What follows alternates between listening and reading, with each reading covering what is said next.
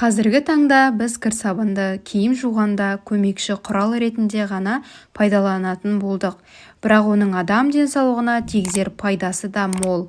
Мәселен, адамның қолына тіке немесе ағаштың жаңқасы кіріп кеткен жағдайда оны инемен тескілеп жанымызды ауыртамыз.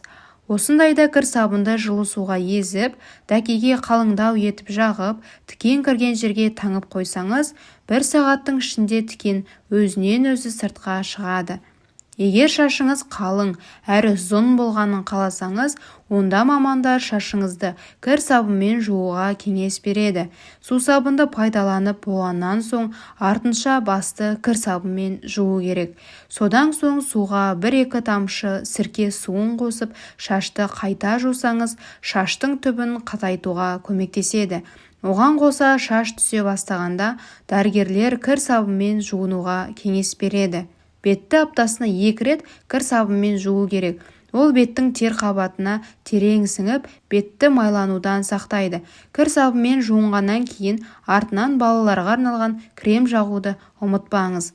Моншаға түсуді ұнататындарға кеңес.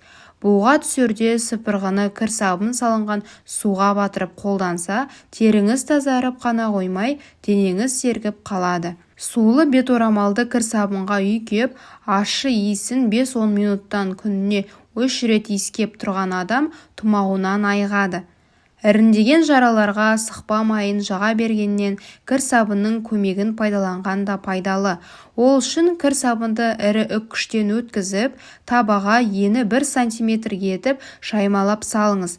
Үстінен сабынның көлемінен 2 есе асатындай етіп, сүт құйып, әбден қою болғанша баяу отта 1,5 сағат бойы қайнатыңыз. Суыған осы қоспаны жұқалап, қағаз бетіне жағып, жара үстіне дәкемен орап қойсаңыз, жетіп жатыр. 3 күн қайталасаңыз, жараның іріндеуі қойып, тез жазылып кетеді. Көгерген, жарақаттанған жеріңізді кір сабынмен жусаңыз, жараны асқынуынан және микроб түсуінен қорғайды. Жараның бетін күніне 2-3 рет жусаңыз жеткілікті. Күйіп қалған жараға, суға немесе отқа күйгенде сабынды езіп жақсаңыз, ісікті қайтарып, ауырғанын басады.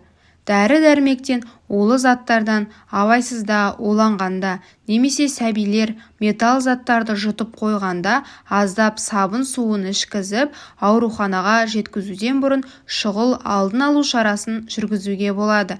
Оны қолдануда көңіл бөлетін тұстар: әсте көп мөлшерде ішкізіп жіберуге болмайды. Таза сабынды жұқа, жапырақтап турап, қайнаған жылы суға ертеді. Сосын ересек адамға 300-500 мл, ал балаларға 100-200 мл ішкізсеңіз, улы зат құсықпен бірге түседі және металл заттардың асқазанды зақымдауынан сақтана тұруға болады.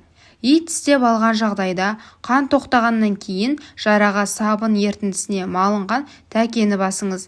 Құлап қалған жағдайда дереу кір сабынды жағыңыз. Ол көгеруден сақтайды.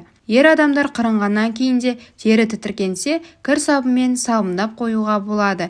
Көпіршік кебуін күтіп, кепкеннен кейін сумен шайыңыз. Достар, егер де каналыма тіркелмеген болсаңыз, тіркеліп, жаңа видеоларды жіберіп алмас үшін қоңырауша белгісін баса кетіңіз. Дендеріңіз сау болсын.